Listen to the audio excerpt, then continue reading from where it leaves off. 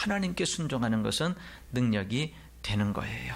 그래서 올 한해는 정말 우리가 정말 올해는 하나님 앞에 순종하는, 그래서 하나님의 역사하심과 능력을 체험하는 우리 모든 성도들이 될 수 있기를 축원합니다. 그래서 좀 이렇게 결심을 했으면 좋겠어요. 어떤 결심이냐면, 내가 올해는 하나님의 음성에 귀를 기울여서 최소한 하루에 하나는 순종하겠다.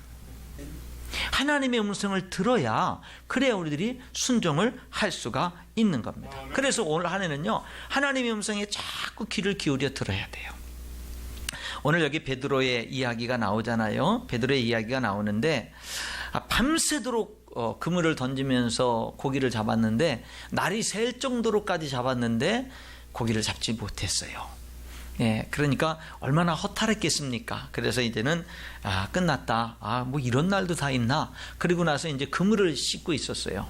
그물을 던지면서 붙었던 이렇게 쓰레기들, 찌꺼기들 다 이렇게 하면서 그물을 이제 깨끗이 씻고 있었는데, 예수님이 바닷가에 오신 거예요. 그리고 예수님이 이른 아침부터 예수님의 말씀을 들으려고 수많은 사람들이 바닷가로 몰려든 거예요. 그러니까 예수님이 그 베드로에게 내 배 좀 빌려서 쓰자. 그래가지고 베드로의 배에 예수님이 올라타셔서 그 해변가에 쫙 몰려있는 사람들에게 베드로의 배를 강단 삼아서 설교를 하신 겁니다. 그래서 여기 성경에 보면 뭐냐면 하나님 말씀을 가르쳤다 그랬어요. 가르쳤다고.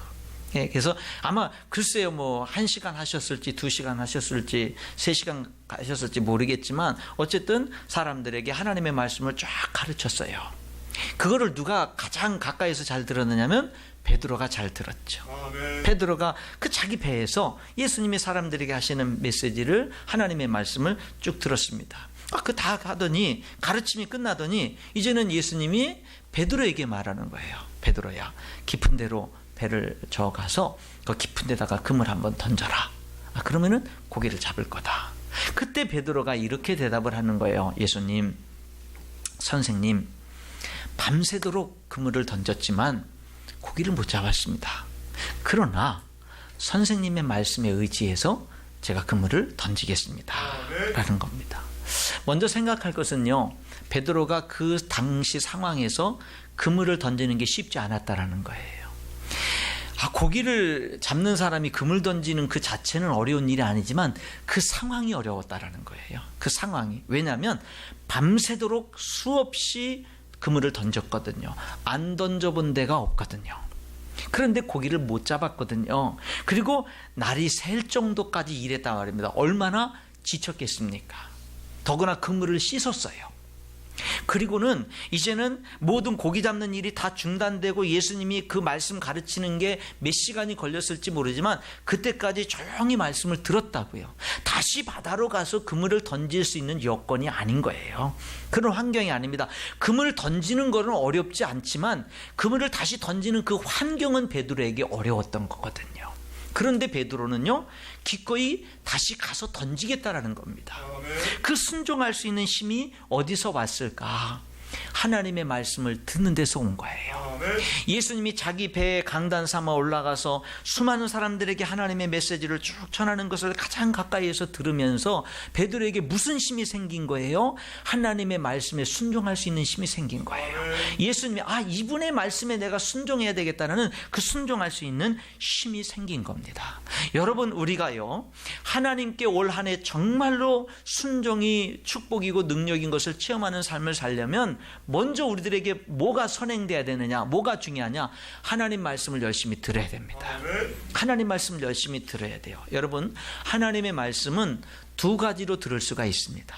하나는 뭐냐면 우리에게 일반적으로 우리에게 하시는 음성이 있어요. 지금 제가 여기서 하나님 말씀을 전하면서 설교를 하는데 여러분 혼자를 앉혀놓고 다른 사람 다 나가게 해놓고 혼자를 앉혀놓고 설교하는 게 아니라 모든 사람들을 다 모아놓고 지금 설교를 하고 있습니다. 그러니까 어떤 사람은 지금 졸고 있어도 목사님은 졸고 있는 나를 못 보겠지 그러면서 맘 놓고 졸 수 있을 수가 있어요. 우리 한기현 목사님 오늘 일부 예배 끝난 다음에 그러더라고요. 옛날에 존경했던 선생님이 그 수업 시간에 얘들아 졸리면 당할 장사가 없으니까 마음껏 자라, 그 선생님이 좋아했다고 그러는데 저는요 꼴을 못 본다 그랬어요. 저는 조는 거 꼴을 못 본다 그랬습니다. 어쨌든 그렇게 얘기를 했거든요. 아무쪼록 여러분, 물론 그래요. 너무 힘들게 하루 일과를 지치고 정말로 집으로 안 가고 교회를 와서 그 피곤한 몸에 졸음과 싸우면서 예배드리려고 몸부림치는 그런 모습은 너무 아름답죠. 천사가 와서 조는 것 같죠. 그런 분들은 그렇잖아요. 그래서 상황에 따라 다르지만 습관이 되는 그런 경우들은 뭐 좋지가 않습니다. 그런 부분들은 어쨌든 오늘 저는 여러분들에게 모든 많은 분들을, 대중들을 이렇게 앞에서 말씀을 전하고 있는 거거든요. 예수님이 지금 배 위에 올라서 바닷가의 수많은 무리에게 전한 베드로가 들은 말씀은 먼저 그 말씀이었어요. 우리 모두에게 하는 말씀, 일반적인 말씀, 그런 말씀을 들었다 이 말입니다. 그런데요, 하나님의 말씀은 그런 말씀도 있고 또 어떤 말씀도 있냐면, 갑자기 그렇게 말씀하시던 예수님이 그 말씀이 다 끝난다면은 이제는 베드로 한 사람을 딱 주목해서 베드로를 바라보면서, 다른 모든 사람들은 이제 상관없어요. 베드로 한 사람에게 깊은 데로 가서 그물을 내려 고기를 잡아라, 이렇게 말한 거예요. 그런 말씀도 들어야 되는 거예요. 우리 모두에게 하시는 음성이 있습니다. 일반적으로 하시는 하나님의 음성이 있습니다. 그런 음성을 듣기에 힘써야 돼요. 그 음성은 우리들에게 힘이 되거든요. 능력이 되거든요. 우리가 하루 3끼를 먹지 않고 며칠을 굶으면 우리들의 육신의 힘이 정말로 쇠약해지고 힘이 빠지는 것처럼, 영적인 하나님의 영의 양식인 말씀을 먹지 못하면, 말씀을 듣지 못하면, 말씀을 받지 못하면 우리들이 영적인 힘이 없는 겁니다. 순종할래야 순종할 힘이 없는 거예요. 그런데 여기 베드로처럼, 베드로의 그 상황이 순종하기 쉬운 상황이 아니었음에도 불구하고 기꺼이 다시금 바다로 배를 가서 그물을 던지겠다라고 하는 거는요, 예수님의 말씀을 들으면서 그 말씀에 순종할 수 있는 힘을 얻게 된 겁니다. 여러분, 올 한 해요, 하나님의 말씀을 많이 들으시기 바랍니다. 열심히 들으시기 바랍니다. 하나님 말씀에 자꾸 귀를 기울이세요. 어떻게 들어요? 예배를 열심히 참석하면서 정말로 열심히 귀 기울여서, 하나님 오늘도 세운 주의 종을 통해서 저에게 말씀해 주세요, 사모하는 마음으로 귀 기울여서 계속 듣는 거예요. 그리고 집에 가서는 뭐 하는 거예요? 열심히 성경 오래 일독을 하겠다 결심하고 열심히 꾸준히 매일같이 성경을 읽는 거예요. 날마다 큐티를 하는 거예요. 콰이어트 타임을 가지면서 성경을 읽고 기도하는 시간을 날마다 규칙적으로 갖는 거예요. 그래서 뭐 하는 거예요? 하나님의 음성을 듣고자 열심히 노력하는 거예요. 그것이 우리들에게 뭐가 돼요? 힘이 되는 거예요.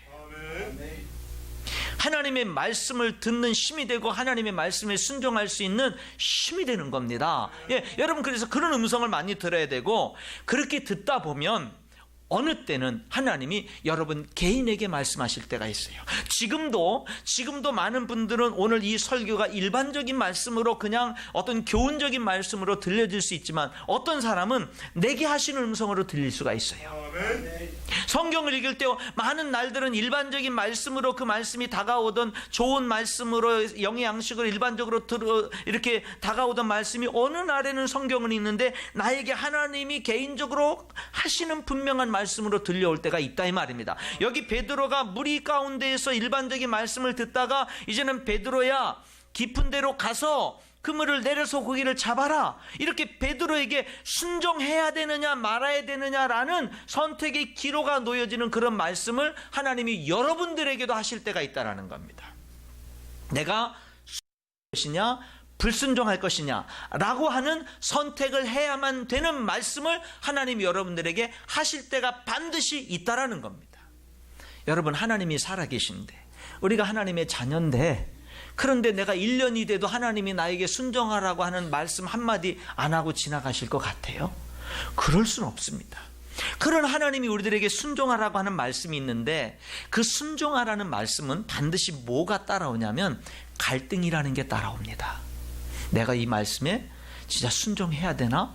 순종하라는 말씀이 딱 들으면 모든 게, 환경이 순종할 수 있는 환경들이 쫙 준비되어져 있고, 순종하는 게 어렵지 않고 쉽게 딱 순종하면 좋을 텐데, 이 베드로 보세요. 만약에 예수님이 나타났는데 딱 그물을 이제 야 우리 고기 잡으러 가자 막 가가지고 이제 그물을 막 던지기 시작할 때 한두 번 던졌을 때 야 베드로야 여기에 던져라 그러면 얼마나 쉬웠겠어요. 근데 이거는 뭐예요? 날 새고 하나도 못 잡고 그물 씻고 말씀 듣고 이제는요 정리하고 집으로 가야 될 시간에 다시 바다로 가서 던지라고 하니까 이게 어려운 거예요. 이 부분이. 그것처럼 여러분 우리들도 하나님 말씀에 순종하라고 할 때 내가 못할 건 아닌데 이상하게 그 말씀에 순종하는 것이 환경적으로 어려울 수가 있다 이 말입니다. 그래서 하나님이 내게 개인적으로 하는 말씀, 하나님이 일반적으로 우리에게 하는 말씀은 은혜롭고 좋은데 나에게 개인적으로 하는 말씀은 괴로울 수가 있는 거예요. 갈등이 올 수가 있는 거예요. 이걸 어떻게 해야 되지? 그럴 수가 있는 거예요. 그런데 그런 말씀을 우리가 들어야 된다 이 말이에요. 그리고 힘들어도 어려워도 갈등이 생겨도 그런 말씀을 갖고 부딪혀 이렇게 씨름을 하다가 결국에는 뛰어넘어서 순종할 수 있는 역사, 그러므로 내가 순종했을 때 하나님이 역사하시는 그런 체험들이 우리에게 있어야 될 줄 믿습니다. 올해는 그런 체험들이 있을 수 있기를 주님의 이름으로 축원합니다. 그런 체험이 있어야 돼요. 한 예를 들어보겠습니다. 구약 성경에 보면 나아만이라고 하는 아람 장수가 있었습니다. 장군이 나라를 위기에서 구한 영웅이에요. 민족의 영웅. 이 사람이 나병에 걸렸습니다. 고칠 수 없는 나병에 걸렸어요. 그런데 소식을 들었어요. 이스라엘 나라 가면은 선지자가 있는데 엘리사라고 하는 선지자가 있는데 그분에게 가면 못 고칠 병이 없다라는 거예요. 그래서 이 나만 장군은 왕에게 허락을 받고는요 이 아람 나라와 이 이스라엘 나라가 적대 국가였음에도 불구하고 이 장군이 뭐예요? 그 나병을 불치병을 치유하러 이스라엘 나라로 갑니다. 엘리사 선지자에게 도착해서 이제 자기 사정을 아뢰고 병 고치러 왔습니다. 그랬어요. 그런데 그 소식을 종을 통해서 들은 엘리사 선지자는 아람 나라의 영웅이 왔다고 하는데도 불구하고 나가서 얼굴을 보지 않고 종을 통해서 말을 전합니다. 뭐냐면은 요단강에 가서 몸을 7번 담그라고 그래라. 그러면은 그 병이 치유될 거라고 그래라. 그랬어요. 여러분 불치병을 고침받기 위해서 물속에 7번 들어갔다 나오는 거 어려운 일 아니죠. 그런데 이 나아만 장군은 화가 끝까지 치밀어 올랐습니다. 분노를 했어요. 왜냐하면 내가 비록 나병에 걸렸지만 내가 누군데 그 선지자가 그게 뭐라고 얼굴 하나 안 비치고 나왔어. 내 생각에는 내가 이곳에 오면은 맨발로 뛰어나와가지고 오셨습니까 하고 내 그 상처 위에 손을 얹고 간절히 기도하고 이렇게 해서 고쳐질 줄 알았는데 이 사람 나와서 사람 보지도 않고 그냥 요단강에 가서 몸을 7번 잠그라고 그러니 우리나라는 요단강보다 더 깨끗하고 좋은 강이 얼마나 많은데 거기서 내가 몸 잠그지 야 가자. 화가 치밀어서 부하들에게 자기 나라로 돌아가자고 그렇게 외쳤습니다. 그랬더니 이 부하들이 지혜로운 부하들이 있었던 것 같아요. 아니 고침받기 위해서 왔고 그렇게 하면 고쳐진다고 하는데 그거보다 고침받기 위해서 더 힘든 일을 시켜도 해야 되는데 그거 요단강에서 7번 잠그려는 거 해야 되지 않겠습니까? 이 나만 장군의 훌륭한 면이 뭐냐면 들을 줄 아는 사람이었어요. 자기 생각을 내려놓고 갑니다. 그 모욕을 받고도요 갑니다. 요단강에 가서 몸을 7번 잠깁니다. 6번 들어갔다 나와도요 몸에 변화가 하나도 없어요. 이거 뭐야? 한 반 정도 진행되면 좀 뭔가 낫는 기척이 있어야 되는데 하나도 징조가 없어요. 그런데 7번 들어갔다 나온 순간 깨끗하게 낫는 역사가 있었습니다. 여러분 나아만 장군도요 하나님의 말씀에 순종하고 그 기적을 체험하는데 갈등이 있었어요. 넘어야 할 갈등이 있었고요. 넘어야 할 산이 있었습니다. 여러분도 저도 마찬가지예요. 하나님이 나에게 개인적으로 하는 말씀, 순종에 대한 말씀을 딱 들으면은요 갈등이라는 게 와요. 그게 힘들지 않은데 환경적으로는 힘들어요. 넘어야 되는 거예요. 많은 사람들이 뭐예요? 넘질 못하는 거예요. 그래서 삶 속에 순종이 없는 신앙생활을 하는 경우들이 많다 이 말입니다. 여러분, 오늘 우리는요, 하나님의 음성을 들어야 됩니다. 어떤 음성이요? 일반적인 말씀을 많이 들어야 돼요. 그래서 영적인 힘을 얻어야 돼요. 그리고 하나님이 내게 개인적으로 하시는 말씀 앞에 우리들은 고비와 갈등을 뛰어넘어서 순종할 수 있어야 될 줄 믿습니다. 그럴 때 하나님이 일하시는 거예요. 그럴 때 하나님이 역사하시는 거예요. 그럴 때 하나님의 기적이 나타난다 이 말입니다. 올 한 해는 우리가 그렇게 뛰어넘어서 순종하는 삶을 살자 이 말입니다. 순종도요, 힘이 있어야 돼요. 그런데 순종하는 데는 가로막는 게 참 많이 있습니다. 그냥 아멘 하고 단순하게 해야 되는데 이 생각이 많아지면 이 순종이 어려워요. 특별히 여러분, 내가 하나님의 말씀을 딱 받고 순종을 할 때 제일 먼저 탁 내 앞에 순종하지 못하게 가로막는 게 뭐냐면 자기 생각이에요. 자기 생각. 하나님의 말씀 앞에 제일 먼저 가로막는 게 내 생각이에요. 내 생각. 내 생각은 그렇지 않은 거예요. 내 생각은 다른 길이 더 좋은 것 같은 거예요. 그래서 하나님께 결국 순종하지 못하게 되는 경우가 있습니다. 특별히 생각을 굳힌 경우는 더더욱 순종을 못합니다. 내 생각, 내가 이렇게 해야지. 내가 2017년도에는 절대 구역장하지 말아야지. 그러면은 아무리 하라고 해도 안 돼요. 굳히면 안 돼. 내가 2017년도에는 절대로 전도대 하지 말아야지. 절대로 중보기도대 하지 말아야지.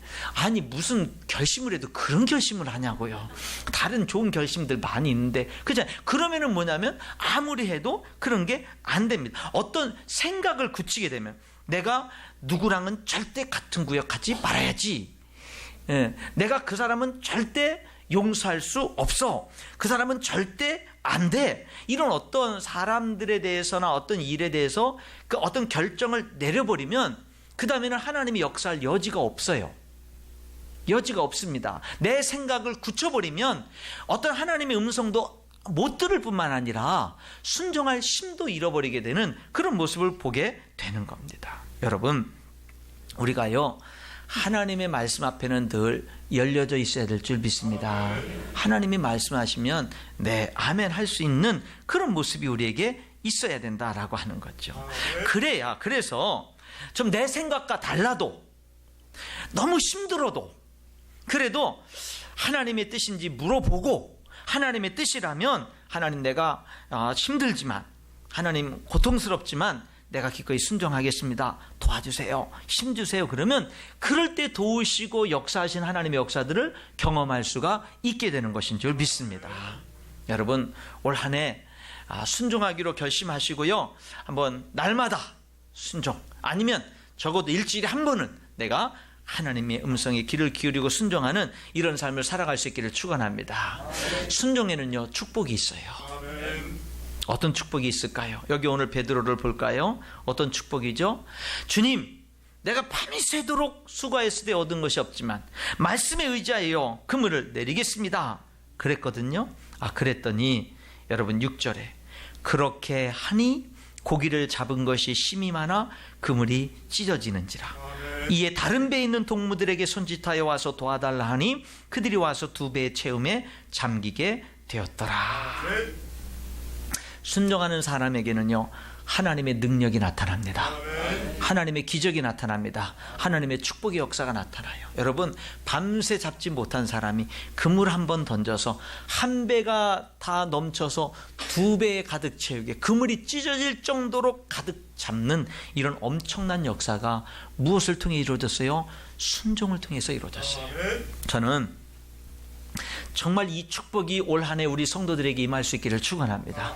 정말 이 축복 하나님 말씀에 순종해서 그물을 던졌더니 두 배 가득 차고 넘치는 이런 축복이 올 한 해 여러분의 사업에 여러분들이 하는 모든 일터 속에 여러분들이 계획하고 진행하는 그런 모든 일들 속에 응답으로 하나님의 기적으로 하나님의 축복으로 하나님의 역사로 임할 수 있기를 주님의 이름으로 축원합니다.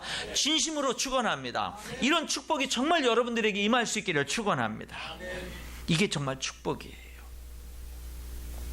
그동안 내가 몸부림치면서 노력했는데 실패했어요. 내가 몸부림치면서 노력했는데 이루어지질 않았어요. 그런데 그것이 올해는 너무 쉽게 너무 자연스럽게 이루어지는 그런 축복이 임할 수 있기를 주님의 이름으로 축원합니다.